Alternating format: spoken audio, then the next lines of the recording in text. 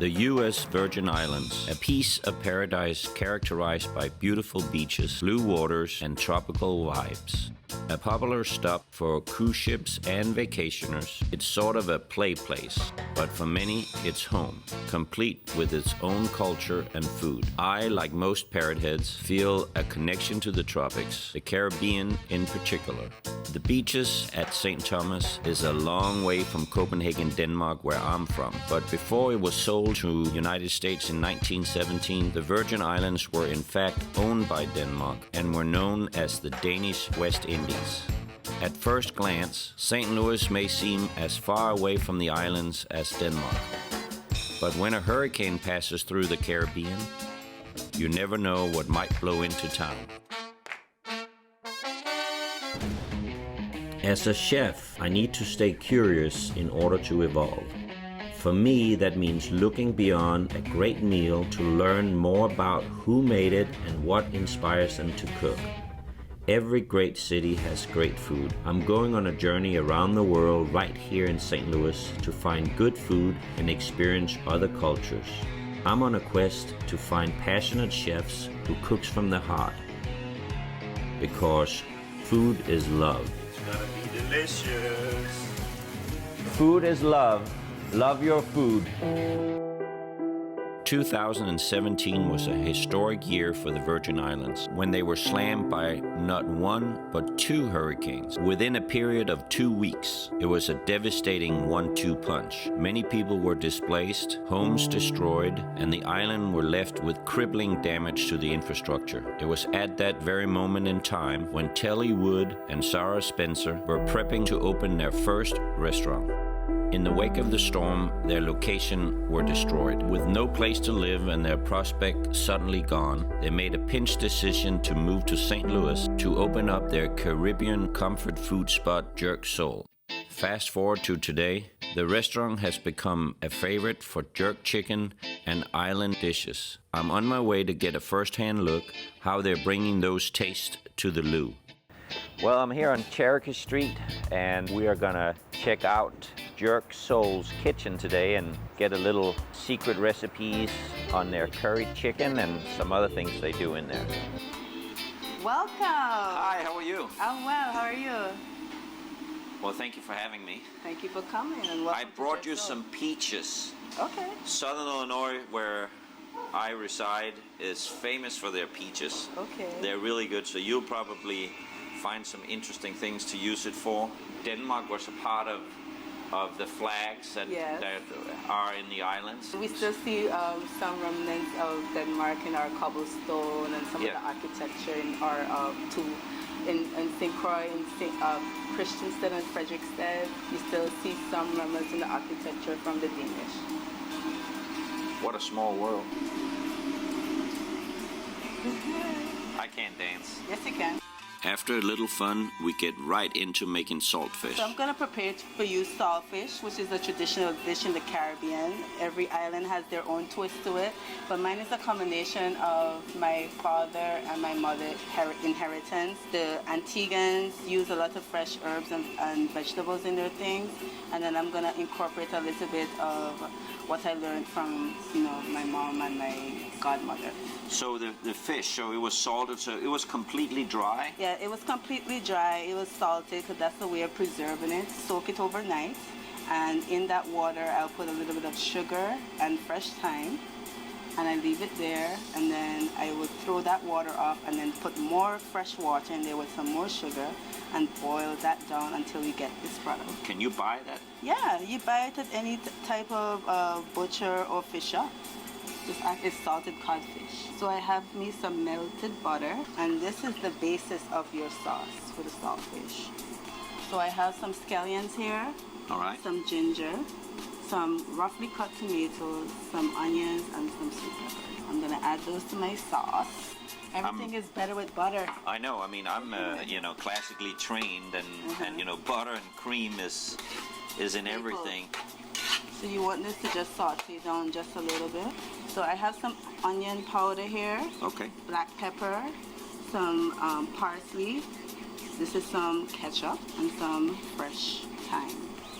So I added my fresh thyme, I'm gonna add my black pepper, like so. That Onion fresh powder. thyme smells great. Yeah. That was the onion powder? Yes, sir. And then my ketchup, like so. So you're literally doing this every day when you come in. This is your routine? Yeah. This is one of our several classical dishes that we bring to St. Louis.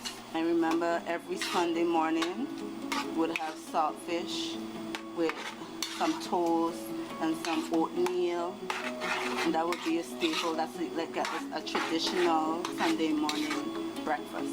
Or you would have some banana fritters. Now I'm gonna add my fish to the mixture. It takes some preparation because I always have to soak it the day before.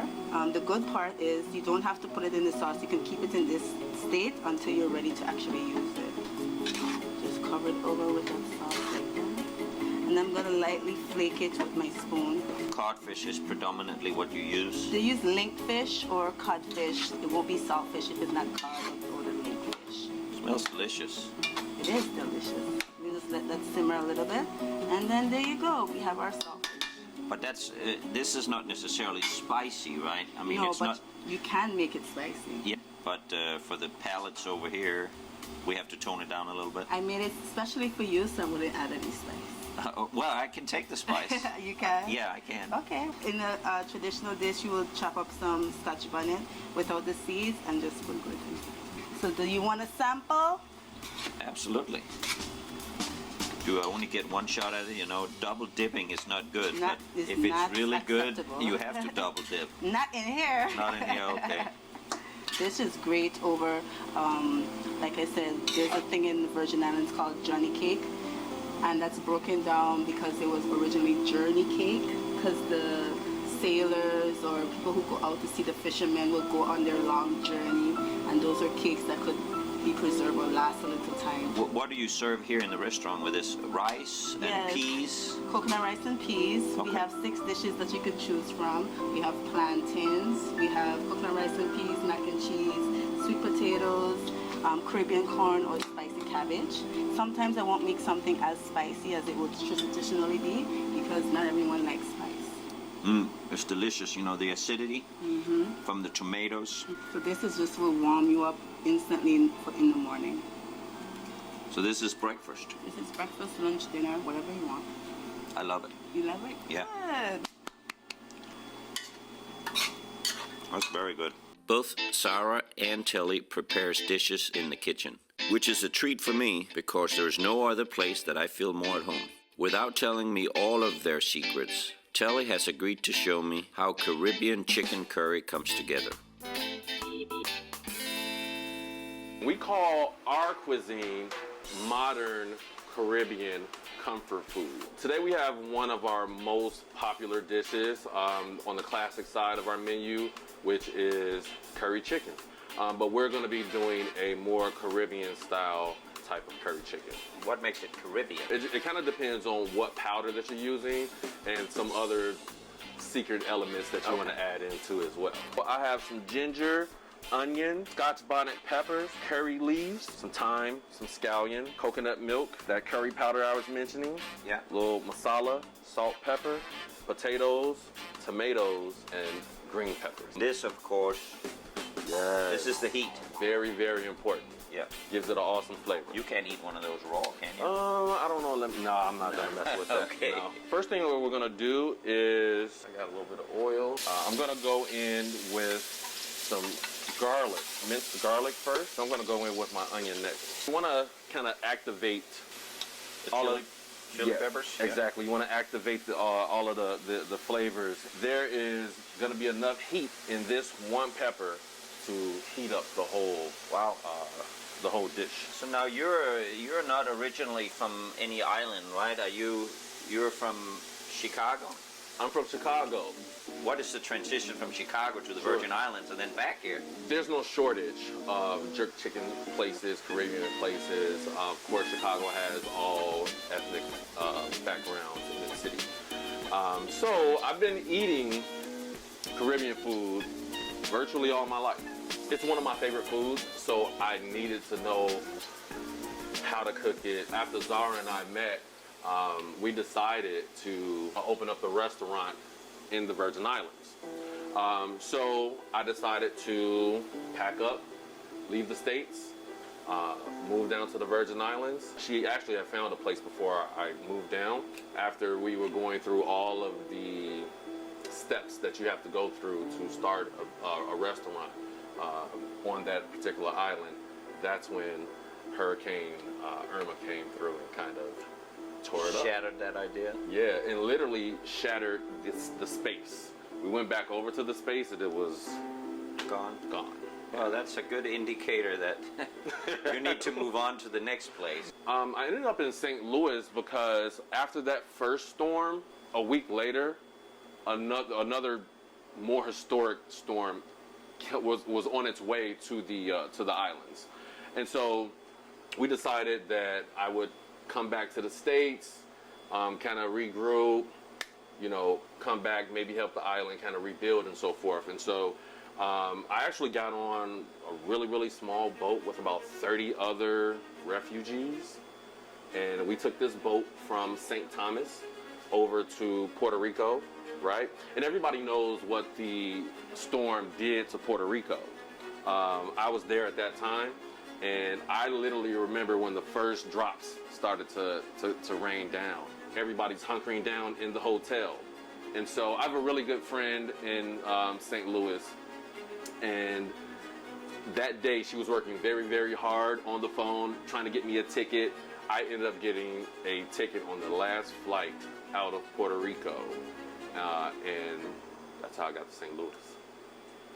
That is a story right there. That opportunity was washed away, no pun intended, and so, but it was still on my mind. So I'm thinking, hey, I'm here, maybe the restaurant's here. And I found our first location the third day of me coming to St. Louis. Got a nice little gold color here. What you want to do is you want to add your curry powder to your oil.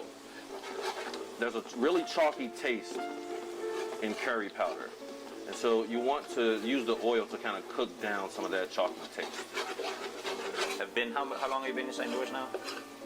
Almost 3 years. Okay, so you're no longer a Cubs fan, now you're a St. Louis Cardinals fan, right? Now think about that before you answer that question. Coconut milk is going to start to make the gravy. That looks good. As soon as you added the coconut milk to the curry, I could hear Bob Marley in the background.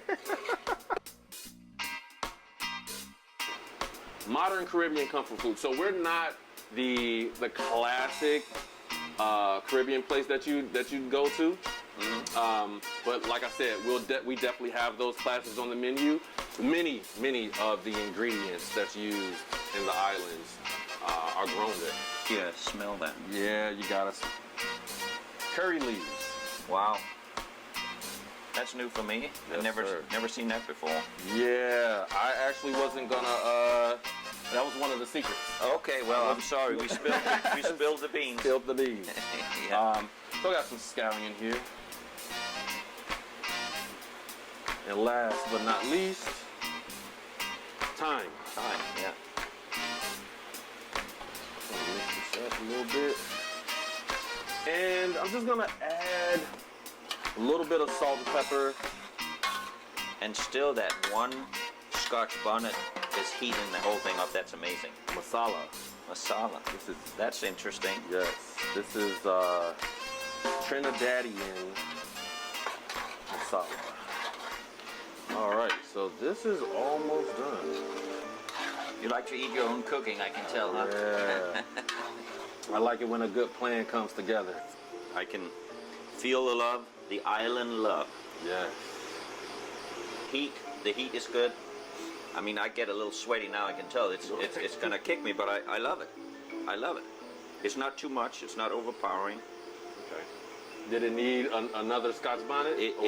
No, it doesn't need anything. Okay. I'm Scandinavian, remember? I try. Just like the islands, the food here is full of color and flavor. It's no mystery why it's popular. Lunch rush is about to begin, so I'm making my exit before things get busy. Thank you very much for having us. Thank you for coming and Yeah, coming into our world. Yeah, it was great. It was a Caribbean experience for sure. Yes. Yes. And we're happy that we're able to bring it here to St. Louis. Sarah and Telly has agreed to meet up with me later to hang out. I'm walking down Cherokee Street. If this isn't a sign, food is love in St. Louis. Besides jerk chicken, the Caribbean is known for rum production. John Dalton, a former cruise director and friend of mine, manages, among other things, a Caribbean-themed rum bar right here in St. Louis. And then every once in a while I'll chef. Not that good, but National Geographic has some small boats, and when they're really desperate for like someone to cook on board, they'll just call and say, "What are you doing Saturday?" Guess I'm going on a ship. So I'll go down a ship, and all over the world I can go over and just, you walk on a little boat, and you're like, it's like old hat. It's fun. You need to get me one of those gigs. None of them are the small ones, especially aren't running, but when they are, I'll definitely get you a gig. It's fun. I'd go down to Costa Rica, and spend a month in Costa Rica being on a boat and working on a boat. Well, I guess I can't go to Costa Rica for a month. Why not? How about Sunday, Monday, and Tuesday? Go for a month. We'll put a paper cutout of you in the restaurant. He spent a lot of time in the Caribbean and the restaurant industry, so he should have plenty to add to the conversation. Plus, there couldn't be a more fitting place to meet and compare notes. So I spent a lot of time in Fredericia. In Denmark? Yeah. Really? A lot of time. I'm from Copenhagen. Okay. I really want to go to the Virgin Islands just because, I have that Danish connection. And in 2017, I thought I told you, they had a buyback option, but obviously it wasn't even considered. But my mom sent me the Danish paper, and there was like a conversation about the Virgin Islands, how Danish architecture has impacted. You see all over like little things you can see that are Danish. Jerk. Yes. As a noun, right? Action word. Yeah, I know. But the jerk really is a reference to a seasoning, right? So jerk is a blend of seasonings that you put together and you marinate your meat in, but it's also the process. So it's a process of smoking with pimento wood and grilling. And it's the delicate dance between the both, your seasoning and the way in which you process it that makes it jerk. How did you learn how to make jerk? Well, I'm partly Jamaican. I know. I don't know. I'm from Brooklyn. I don't know how to make it. Something that you just grew up with. Like it's the barbecue of the barbecue of the Caribbean. Like how you grew up with your special sauce. Your special way of which you do it, it's passed down from your grandmother, your grandfather to you. They teach you this is the way you do it, and you're not to tell anyone that that's the way it's done. It's the same way with our jerk. It's a special sauce. Everybody feel like their sauce is the best. Sure. Everybody have their special secret to make it uniquely theirs, and it's passed down from generation to generation. So the jerk is both the spice and the sauce? Spice, the sauce, and the process. Yeah, that's the interesting one. So you can have 3 different jerk, and they all be different because they have this little slightly different twist to it, but it's still jerk chicken. We still have to come visit you. Absolutely. Hey, I would love to, come and work with you in the kitchen, and we'll do like what they did a couple of 100 years ago, that we were working together on the islands, and now we're working together in St. Louis. Wouldn't that be cool? That'd be cool. Yeah. Let's do it. Be a beautiful idea. The herring didn't make it to the Virgin Islands. I know that for a fact, right? Remember we said we'd have jerk herring? Yeah. Jerk, I don't know. Is that impossible? Maybe so, yeah. Right? It'd be very unique. So. Great conversation and good laughs. I can't think of a better way to end the day. As a chef, it's not just refreshing to talk to others who do the same thing. It's also eye-opening to find out that I share the same experiences in the kitchen, in the business of running a restaurant, with people from such different places. That never ceases to surprise me. But I shouldn't be surprised. In the kitchen, we all speak the same language. I've been invited back to Jerk Soul tomorrow evening for a Caribbean party with some of Sarah and Telly's close friends. All right, here's to Caribbean life in St. Louis. Cheers. Cheers.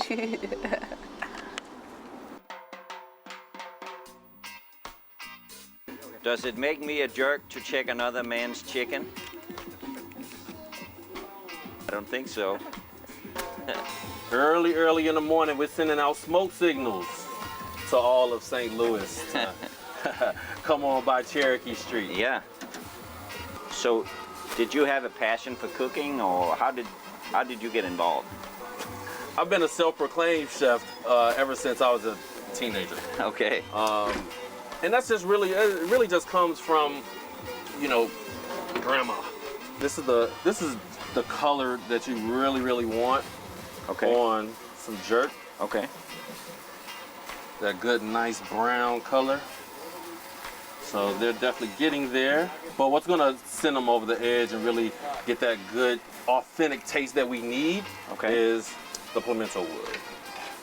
So I'm just gonna put a handful of wood on top of my coals. Oh wow. Like a specialty from Jamaica. That's right. That's right. That's exactly correct. Without giving away all of your secrets. We want to be as authentic as possible, yet still kind of be a fusion restaurant at the same time. Well, I mean, it's the atmosphere of the place too. You know, it all comes together with food. Oh yeah, definitely. Yeah. You know, when you step inside a Jerk Soul, the first thing that's going to hit you is the smell. Smoke signals. Music, food, then atmosphere. If I didn't know better, I would think I was in St. Croix right now. I would never expect to experience something like this in St. Louis. And the element that really brings the feeling together is, of course, the food. And we have some coconut rice and peas. So it's actually red beans and rice, and it's boiled in coconut milk with some parsley and thyme and some salt, and it's really good. So rice and peas is what you call it instead of rice and beans? Yes, everything is rice and peas. And then we always have our fried plantains. Okay. So these are the plantains, right? Yes, sir. This is a green plantain. And what's the difference between that and a banana? It's in the same family, but this is denser. Okay. It has a consistency when it's green, like potato, and when it's ripe, like sweet potato. Okay. So it's sweet when it gets yellow. Okay. And that's what you have there. But this is the green version, and then you can fry this as well, and it becomes tostones. Corn cooked in coconut milk and butter, sweet fried plantains, the smoky smell of jerk chicken. I may not be from the islands, but it's still comfort food to me. Why is it called the Virgin Islands? Do you know? Because when Columbus came to the Virgin Islands, he saw that the beauty was so pristine, like a virgin. Really? Mm-hmm. And they got the name Virgin Islands. See, I knew you could tell me all this stuff. Sarah and Telly were great hosts, and from the steady stream of customers, it's obvious that their love for what they're doing spills over into the pan. There's a lot of takeaways from the story of Jerk Soul, but wrapped inside of it all, one thing stands out the most to me: resilience in the face of disaster. When life throws a hurricane in your path and all your plans get washed away, it isn't always a sign that you need to throw in the towel. Most people in this situation would have abandoned any idea to open a restaurant. Instead, Telly and Sarah raised the stakes and with the roll of the dice, moved to a new city to make their plans work. Something that seemed negative actually became a positive. If they'd opened Jerk Soul in St. Thomas, there would have been just another place serving a menu that is common on the islands. But instead of giving up, they turned their concept into something that was missing here in St. Louis. It's been a great experience. Rough, but great. Well, I mean, you know, the fact that the two of you have gone through all that stuff in the islands. We just keep trucking along.